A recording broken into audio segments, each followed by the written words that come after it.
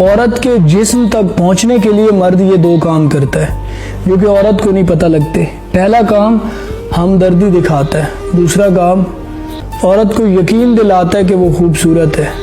کسی لڑکی کی زبردستی کروائی گئی شادی کے بعد ہمیشہ سرخ جوڑوں میں جنازے دیکھیں، نکاح کر کے ساتھ لے جانے والے تھوڑا کالا صحیح لیکن گناہ کر کے چھوڑ جانے والے خوبصورت محبوب سے لاکھ گنا بہتر ہوتا ہے، جن کے لیے ہم ساری دنیا ایک طرف کر کے آ جاتے ہیں، پتہ نہیں کیوں کبھی کبھی وہ ہمیں ایک طرف کر دیتے ہیں۔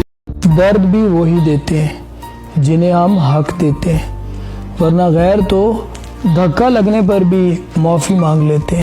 تم نبھا نہ سکے وہ الگ بات ہے، لیکن وعدے کمال کے کیے تھے تم نے۔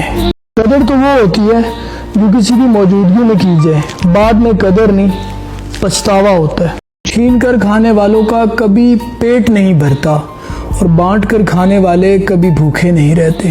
فاصلوں کو آپس میں کبھی اتنا نہ بڑھنے دو کہ دروازے کھلے بھی ہوں لیکن آپ کو اجنبی بن کر دروازہ کھٹکھٹانا پڑے۔